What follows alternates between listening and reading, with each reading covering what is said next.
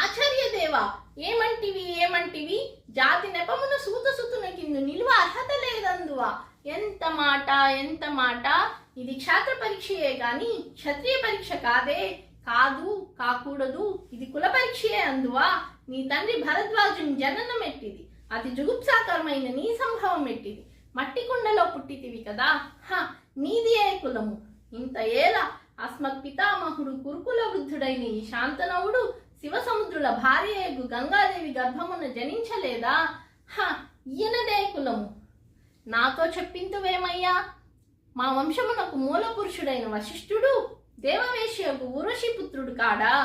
అతడు పంచమజాతి కన్యయగు అరుంధతి యందు శక్తిని, ఆ శక్తి చండాలాంగన యందు పరాశరుని, ఆ పరాశరుడు పల్లెపొడిచైన మత్స్యగంధి యందు మా తాత వ్యాసుని, ఆ వ్యాసుడు విధవరాండ్రైన మా పితామహి అంబికతో మా తండ్రిని, మా పినపితామహి అంబాలికతో మా పినతండ్రి పాండురాజుని, మా దాసితో ధర్మనిర్మానుజునుడని మీచే కీర్తింపబడుచున్న ఈ విదురదేవుని కనలేదా. భావసారములను బట్టి క్షేత్రబీజ ప్రాధాన్యములతో సంకరమైన మా కురువంశము ఏనాడో కులహీనమైనది కాగా నేడు కులము అని వ్యర్థ వ్యాధనములెందుకు.